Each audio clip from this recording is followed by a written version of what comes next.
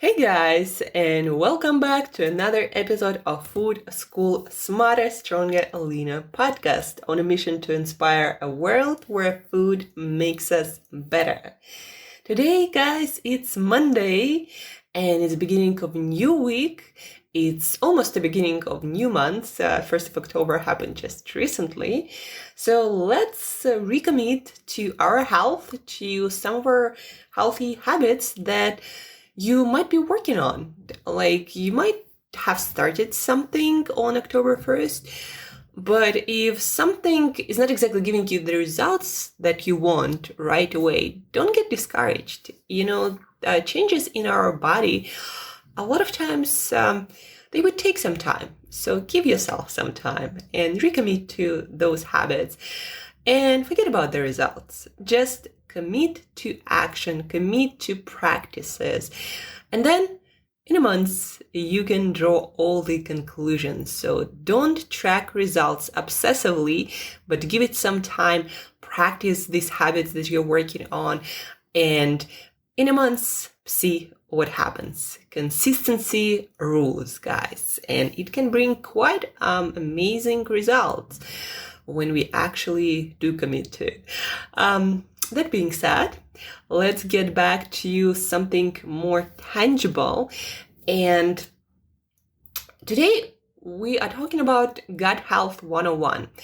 I'm constantly updating my knowledge database on everything that is happening in gut health movement because, guys, we have these gut bacteria, that microorganisms, different kind of microorganisms that outnumber our human cells 10 to 1, sometimes they say 7 to 1, but you get the idea. There are quite a few of them.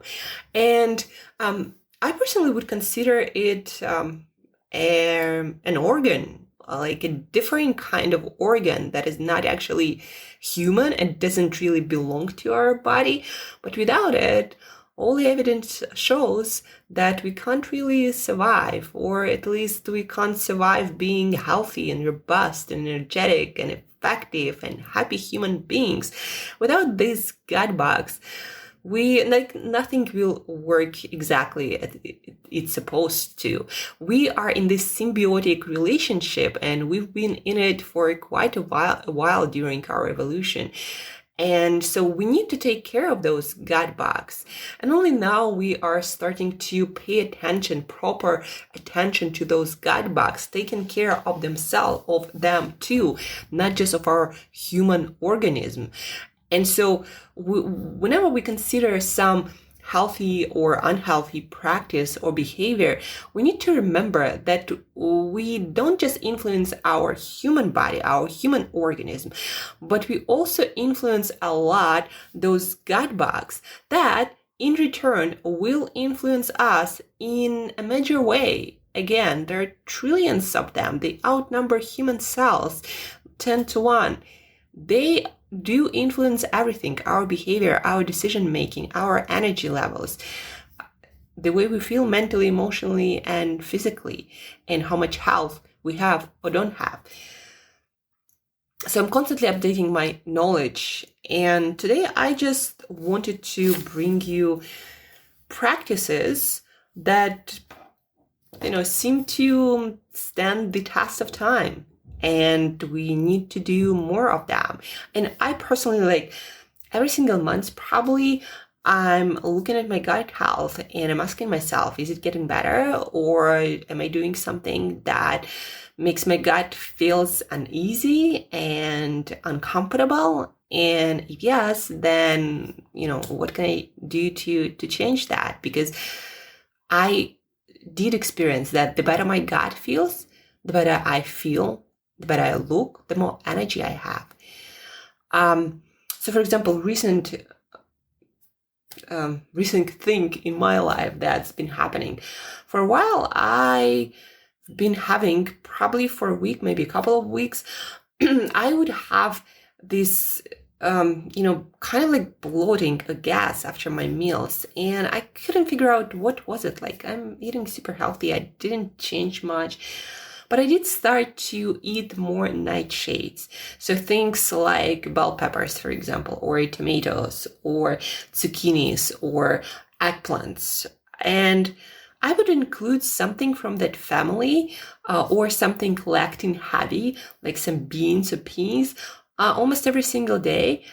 And almost every single day I had, that bloated stomach a little bit, at the end of the day, especially, and just a lot of air coming out. We know out of what, but anyhow, so I've been having this problem. And at some point I'm like, okay, it's getting really uncomfortable to have these things, because sometimes I have to go out at night or during the day, and I don't necessarily feel like having this bloated stomach, so it's getting uncomfortable. Like jeans just don't fit as they're supposed to, for example. And so I looked at my diet and everything I know about my personal health, my gut health, and how I tolerate different foods. And I'm like, okay, yeah, I've been including more nightshades and lectin heavy foods in general.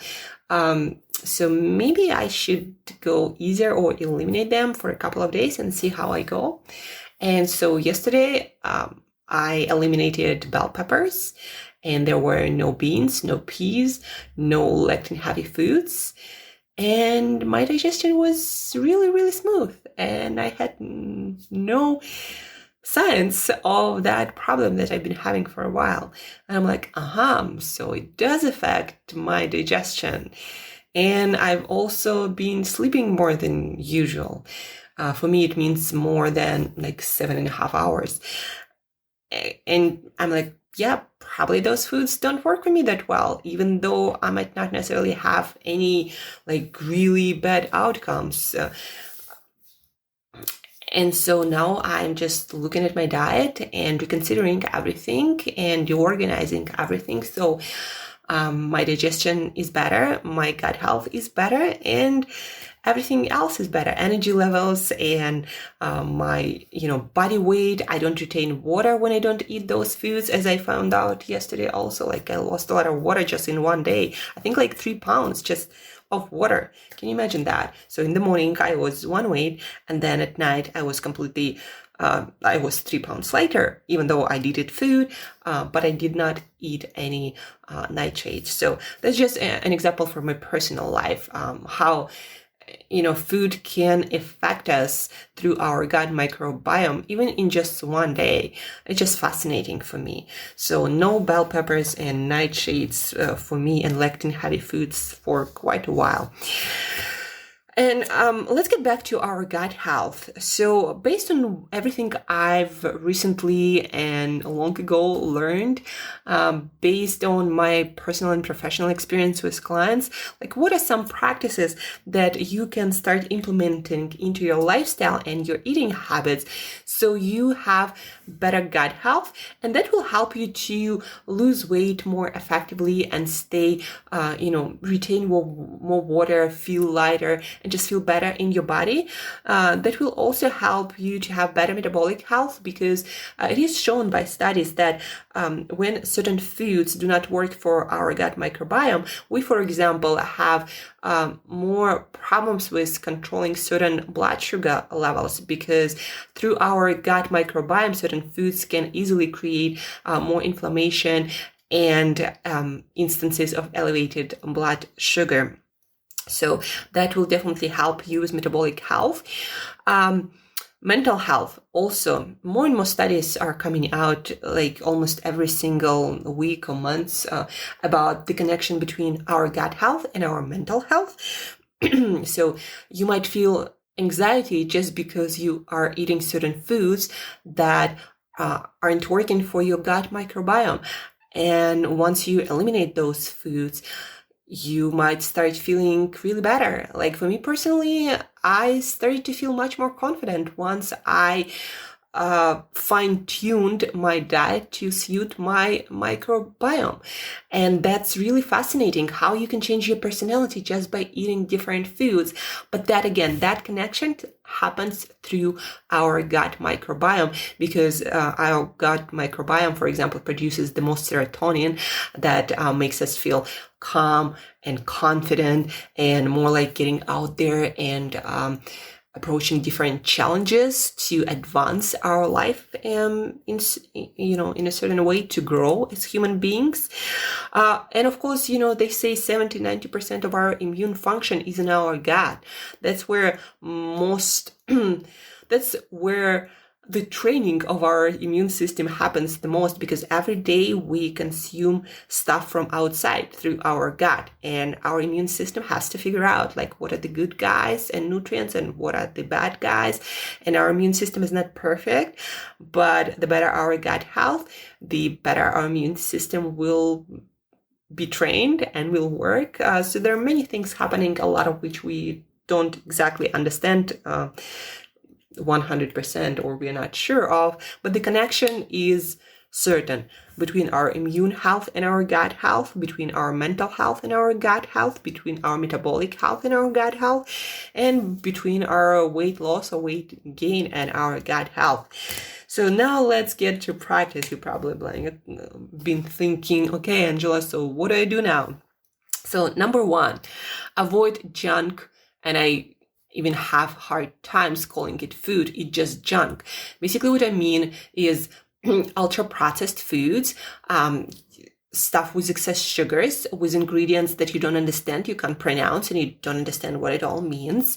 But also not just those ingredients that you don't understand, but if this food is ultra processed, like heavy processed, meaning some sort of candy or cookies, those things, they feed bad gut bacteria. The gut bacteria that create more inflammation, that create more disease, more sickness, that influence our health not in a good way. So avoid all sorts of junk food, weird ingredients, even let's take artificial sweeteners that are non-caloric, like sucralose, for example, that you can find in so many fitness and supplements, not so much supplements, but things like protein shakes or protein bars or cookies, keto cookies, or a lot of fitness products would have sucralose.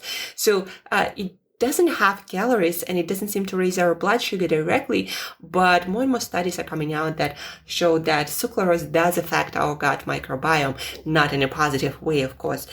And so I would not consider most of the sweeteners that are coming out to be good for our gut health. The only things that are kind of exceptional are completely natural substances like stevia, but not some extract from stevia that was added to some manufactured sweetener that has other stuff in it, not the 100% stevia. So that's what we want to have if you want to minimize effect on your gut microbiome. And even then, I would probably stick with just fruit for sweetness and whole foods, not some weird sweetener. So anyhow, avoid any junk, any weird ingredients for your gut health. Number two, guys, do eat probiotic foods, preferably on a daily basis. My personal practice, I eat every day about 20-30 grams of sauerkraut. So probiotic rich foods are the foods like fermented vegetables, pickled vegetables, even though you might need to be a little bit more careful with pickles, because some pickles on the market are not made by bacteria, but by other stuff like vinegar, and they would not have any probiotics in them. So I would go for things like sauerkraut or kimchi or plain yogurt. If you do tolerate dairy well, then go for some good quality organic plain yogurt, or Greek yogurt, skyr, kefir. Those are amazing products with probiotics. But just make sure that there are no weird ingredients or preservatives, no sugars added.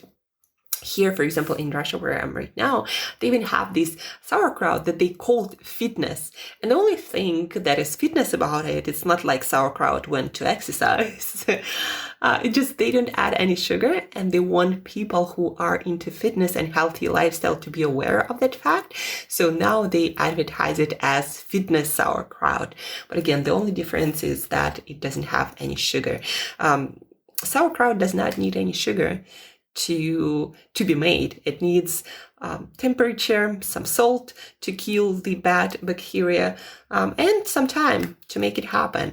That's it. And what's added on top of that is completely unnecessary and mostly done to either make the process a little bit faster or to preserve it a little bit longer, shelf life and all that stuff. So yeah, do eat probiotic-rich foods. Again, something like sauerkraut, kimchi, or kefir, or yogurt, or maybe skyr or Greek yogurt, or some pickled vegetables.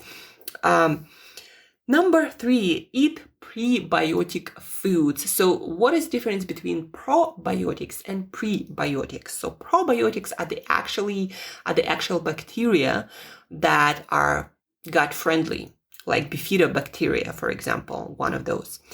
And then prebiotics are fibers that feed those bacteria. So my favorite combination is when in one meal you eat prebiotics, fibers that feed bacteria, and probiotics, those are actual bacteria. So I think that would have the most beneficial effect. It's kind of like you add some bacteria and you feed that bacteria, so they have more chances to multiply and survive and take a residence in your gut. Because, well, there is a debate going on whether those probiotic bacteria take residence in our gut or not, or they just transient, but they still have a positive effect. So anyhow, prebiotic-rich foods, what are those? Beans. You can cook your beans. You can buy canned beans. So they have this substance called resistant starch that is one of prebiotic fibers. And they seem to be really beneficial for our gut bacteria to create more of friendly gut bacteria. So resistant starch, you can also find it in green bananas. You can also make it, so to speak, by cooking and cooling the potatoes, eating your potatoes cool. The same goes for rice and for pasta also. I wouldn't suggest you load up on pasta though, for many other reasons. But if you do eat rice, then eating your rice cold will increase the amount of that resistant starch or prebiotic fiber that feeds your gut bacteria. So just a thing for you to know. Then also other foods that are rich in those fibers that seem to be loved by our gut bacteria the most: onions, garlics, asparagus, mushrooms, cocoa powder, flax seeds. What else do we have here? We have Jerusalem artichoke, dandelion greens. And also keep in mind, guys, that for a lot of things like dandelion greens or Jerusalem artichoke or onions or garlics, raw stuff would have more of that starch. But a lot of times, the only way really to eat those fibers, like in bigger amounts, might be by cooking them. So it's like best to eat both raw and cooked, but try to eat some on a regular basis in any form. So flax seeds would also have prebiotic fibers. That's why I include a couple of tablespoons of crushed flax seeds into my somehow I add it into my meals, either mix it with my sauerkraut or just with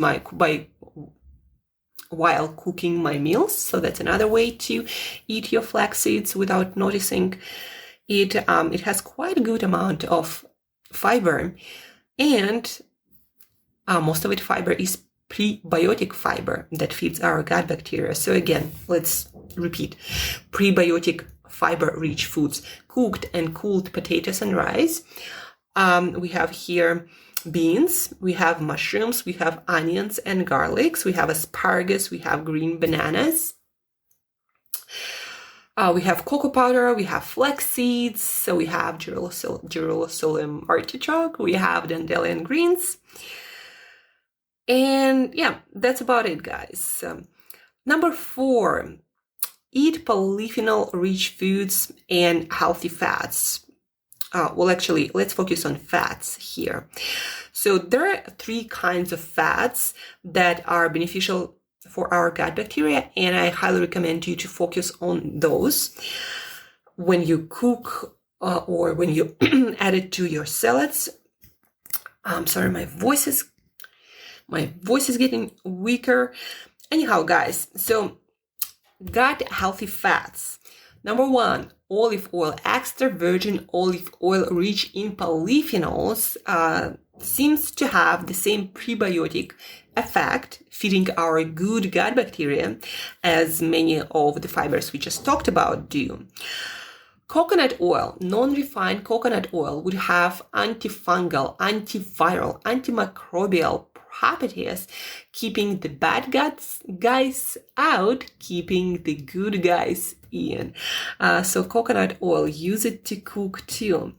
And then real butter would have, well,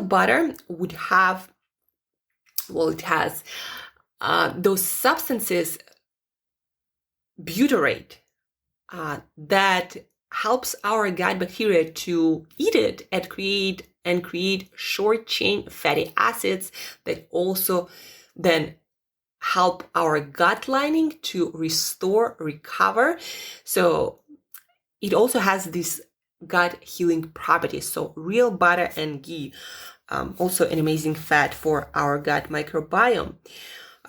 Then tip advice number 5, avoid medications, especially antibiotics. Most of modern days medications do not have good effect on our gut bacteria, guys. They mostly either are killing our good guys or create gut imbalance in our gut microbiome that does not affect our health, our overall and our gut health in a good way, especially antibiotics, guys. It can really screw up your gut health. So, but by the way, guys, not a lot of people think about that fact that most animal products, like I'm talking about beef and a lot of actually chickens and other kinds of meat. So if it's not organic, pasteurized, or it doesn't say like without antibiotics, etc., that meat can contain antibiotics, and those antibiotics will go into your gut. So that's why it's important to eat organic animal products.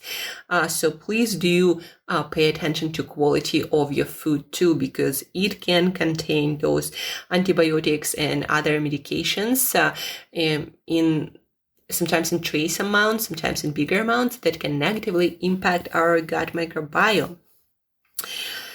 Number 6, do take probiotic and prebiotic supplement. Like I recommend to a lot of my clients who want to improve their overall health and their gut health, and also who are working on their weight loss, to go on and off of prebiotic supplements to just make gut health better. That stuff, probiotics, prebiotics, they didn't have any negative health effects. They have only positive health effects. And a lot of people swear by them, that their health, their mental health, their mood improves, they lose weight easier. So I can't say how it's going to affect you personally, because also, different brands would have like different kinds of bacteria and different method of delivery that to your gut. So anyhow, guys, I do recommend pro and prebiotic fibers, especially not fiber supplements, especially if you are working on your gut health and other aspects of your health, like metabolic health, mental health, immune function, weight loss. So pre-probiotic supplements. And the last but not least, do get exercise, guys, because studies show now more and more that active people do have better gut microbiomes and get a better gut health. So exercise is not just to burn calories, to burn fat, to train our physical bodies. It also actually improves our brain health, our cognitive function, and yes, our gut health too. So do exercise. And they say that all you have to do is to be active for some time, breaking sweat. You don't have to do really long workouts, but do something challenging exercise-wise. Do it regularly. It doesn't have to be long. It doesn't have to be complicated. Maybe really fast walking, maybe high intensity 10-minute workout or something like that. Do exercise and your gut microbiome will improve. So that's it for today, guys. To recap, to refresh it all in your mind. Number 1, avoid junk, avoid excess sugars in your diet. And I would eliminate all the added sugars and weird sweeteners and ingredients. Number 2, eat probiotic-rich foods like fermented vegetables, sauerkraut, kimchi, or fermented dairy products, yogurts, kefir, Greek yogurt, skyr, etc. Number 3, eat prebiotic-rich foods or foods rich in fibers that feed our gut bacteria. So cooked and cooled potatoes, beans, mushrooms, onions and garlics, green bananas, flaxseed, cocoa powder, Jerusalem artichoke, dandelion greens. And number 4, eat gut-friendly oils, extra virgin olive oil, non-refined coconut oil, and real butter or ghee. Number 5, avoid medications, especially antibiotics, and don't forget to pay attention to the quality of your animal foods. In our industry, a lot of times antibiotics will be used to help them not get sick, and that can be still in our food when we buy it if it's not organic. Number 6, take prebiotic supplements from time to time. And the last but not least, do exercise, as active people seem to have better gut microbiome. That's it for today, guys. So maybe months of October, you'll make a month of gut health, and you do something, you commit to something, to 2-3 habits for the whole month. And then at the end of this month, you reevaluate what happened to your gut health, how it feels in your gut on a regular basis, and also how you feel now on a regular basis after a month of practicing these habits. But again, consistency is important to be able to make any conclusions and commit to it, guys, and see what happens. If you need any help, if you need any advice on certain gut healthy habits or routines or supplements, please do let me know. Please reach out on any social media or by email, Angela@createyourself.today. Please do share this episode with one another person who will be equally excited to learn more about gut health, to start practicing more gut healthy habits. And just share it to be more committed and motivated, because together we are also more motivated and we are more likely to stick with these habits when we do something together. So share, work on your gut health. And guys, thank you for tuning in. Have an awesome week ahead. And till next time, eat better daily.